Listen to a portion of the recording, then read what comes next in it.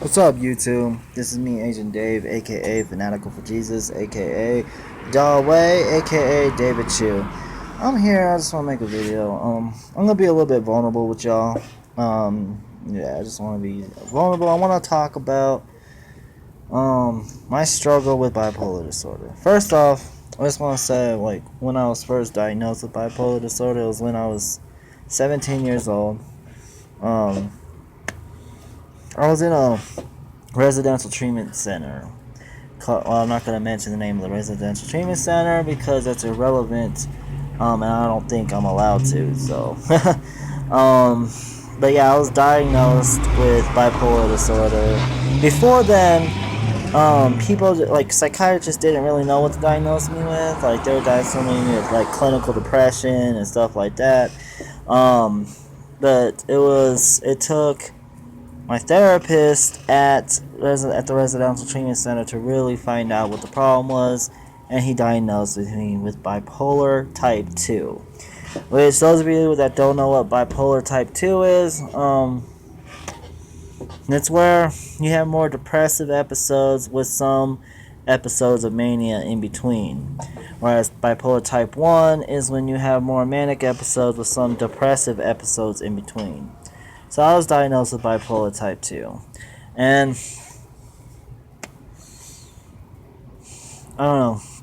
It really is a big struggle for me. Um, I can't. Yeah, like it's gotten in the way of a lot of things, like relationships. Because I've also been diagnosed with separation anxiety. So separation anxiety and the bipolar they're not a good mix. Like the separation, like when I was in a relationship, like the separation anxiety will cause me to be clingy. Like for those of you that don't know what separation anxiety is normally diagnosed in children, sometimes in adults, but it's a chronic need to be around a significant other that you're attached to. And when you're not around that person, you have an irrational fear that you're never going to see them again. So it causes you to be obsessive and to be very clingy towards them. And I've driven away a lot of girlfriends that I dated because of that. Because I've always wanted to be around with them, and I didn't really give them the space that they needed and that they wanted, and um, and because of separation anxiety, like when I was away from them, it would cause me to also drop down into a deep depression. Especially when they would break up with me, I would go into a deep depression to like the point where I like felt suicidal. So that's why I say separation anxiety and bipolar disorder are not a good mix to be like. But yeah, and another area where bipolar has also affected me is like in jobs. Like I cannot, for some reason, hold down a job because either one thing or another, like I'll either become really depressed and I just don't want to go to work and I'll just like not even call off. Sometimes I'll call off, but most of the time I didn't call off. I just no call, no show because I was so depressed I didn't even want to get out of my bed, or I was so depressed that I didn't even want to like leave my apartment or wherever I was living at. Or I would go like, thankfully I haven't had any.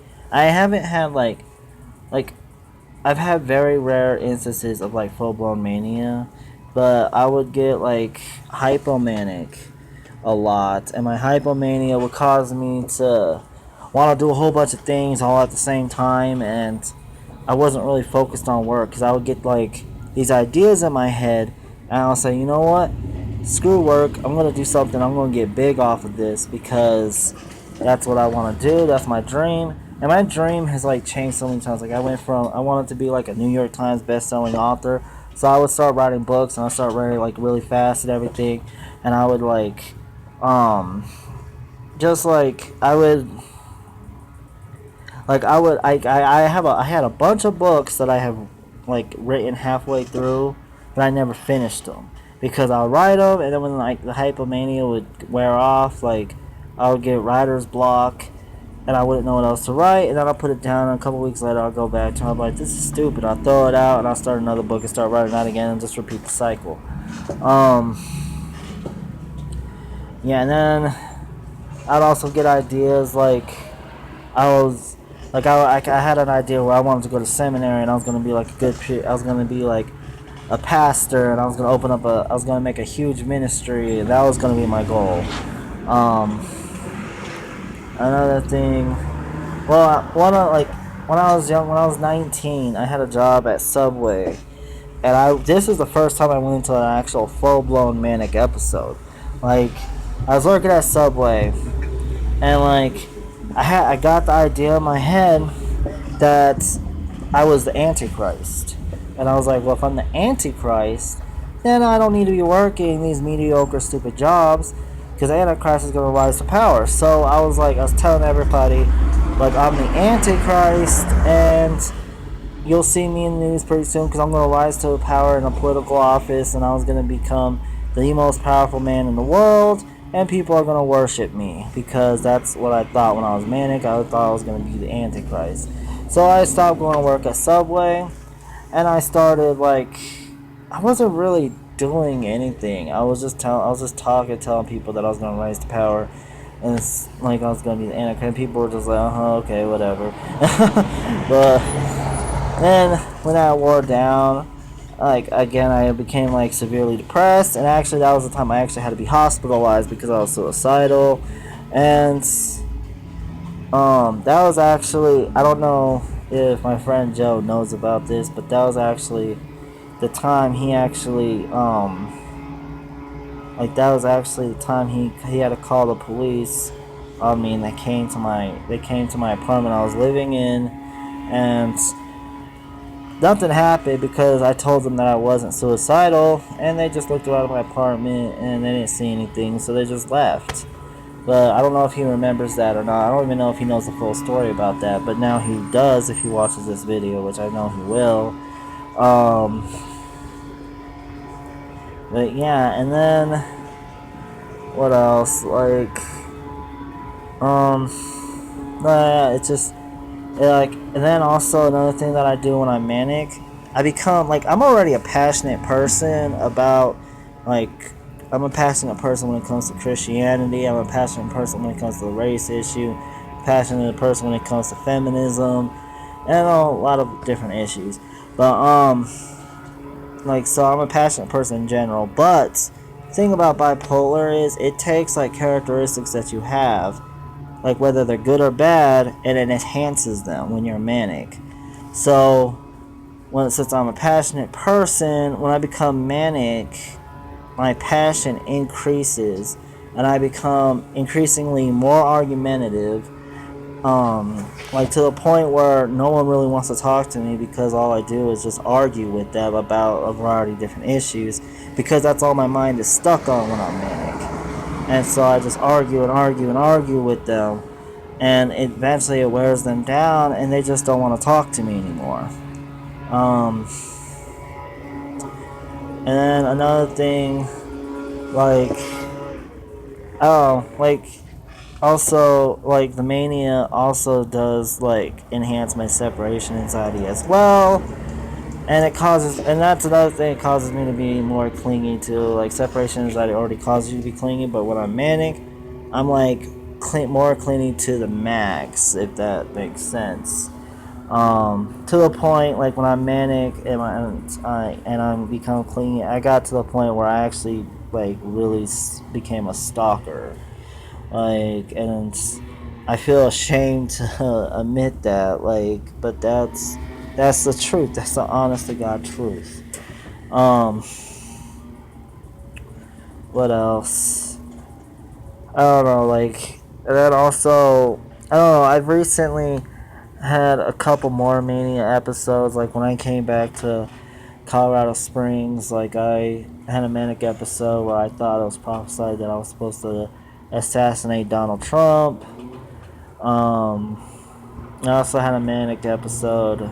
Well, no, like, it wasn't a manic episode. I actually became, like, really depressed, and I just was willing, like, I wasn't suicidal, but I was depressed to the point where I was just gonna throw everybody I know out of my life, and because I felt like people thought I was insignificant and I was pretty much invisible to people, so I was like, you know what, fuck them. Like I'm just gonna do my own thing and forget about them. I'm just gonna throw them all out of my life, every single person out of my life.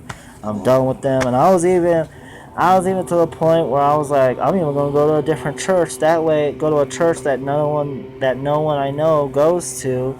And that way, I could just get to know new people that'll actually like take me seriously, and I won't be invisible to them. That was my line of thinking. And then just a couple nights ago, I had another manic episode where I don't even know what the fuck I did. Like honestly, I tried asking my roommates because they said I left. Like it was, they said I left at like 11 o'clock at night, and I was gone for like an hour. And they don't know where I was or anything. I don't even know what I was doing for that entire hour, honestly.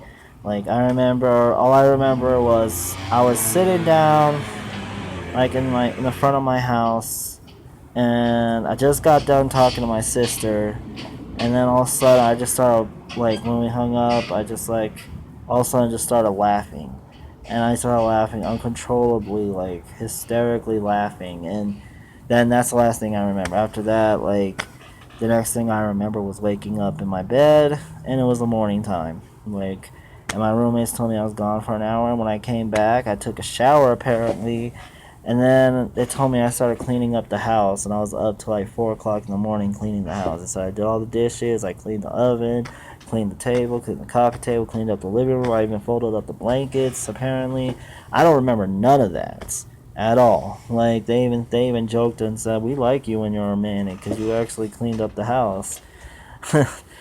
Like they asked me like, how do we turn on, how do we get you manic again? I was like, it's not like an on and off switch. Like it just happens whenever. But the only reason why I had these episodes is because the meds that I'm taking aren't working anymore. So I've been kind of like an emotional roller coaster for the past 2 weeks now, and I hate it because like I don't know, I can't, like I hate the feeling of not being in control of myself. I do. Like it's just like it really sucks. Like it just like not feeling like you have control over yourself, control over your emotions. It's not a good feeling. It really isn't. And like especially when I'm manic and I don't know what the hell I'm doing, like I'm on autopilot, like that scares me. That really scares me. I don't like it.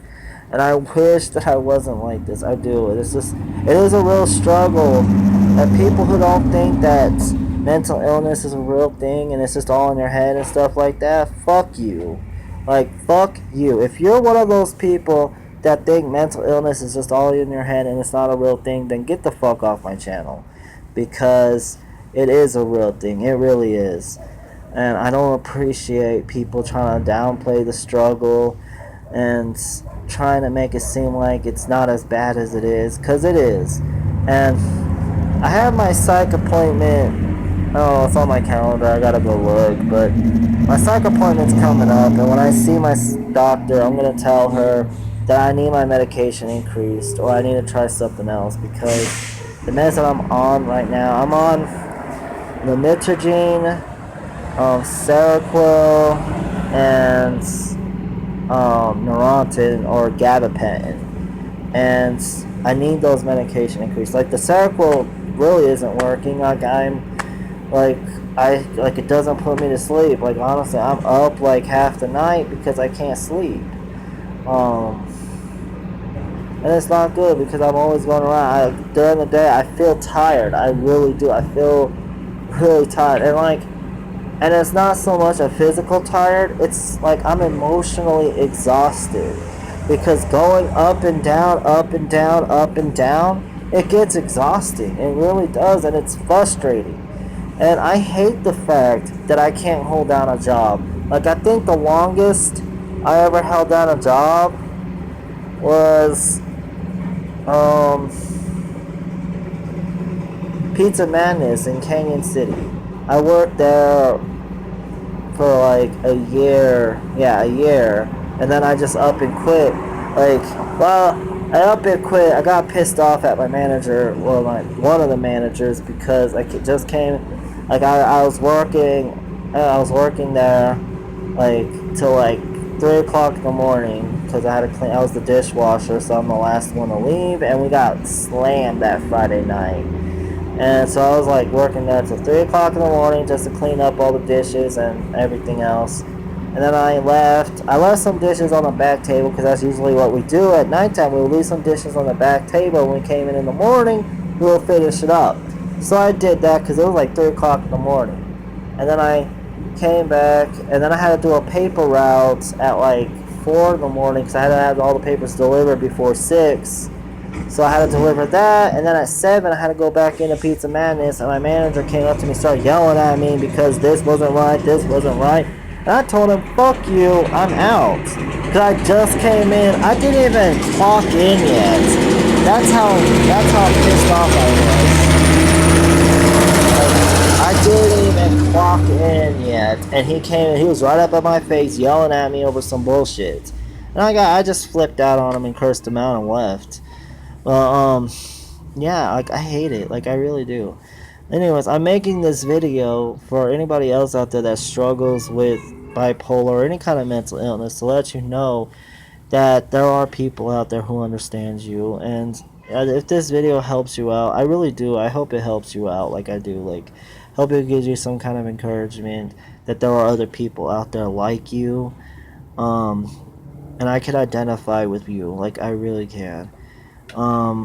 Anyways, that's all I have to say. Let me know what you guys think in the comment section below. And as always, don't forget to rate and subscribe. I know y'all love looking at my sexy ass face, because I am sexy. I mean, I gotta shave again because I'm getting a little bit of peach fuzz. Like, and I hate it. Like, so I gotta shave again. But I'm still sexy as fuck. I know I am. But, I may or may not make one more video, because there's another video response I wanted to make. I don't know, it all depends on how fast my phone can charge after I upload this video. But if I don't make it, I'll make it tomorrow night. So if I don't see you again, have a good night. God bless you, and stay awesome, Gotham.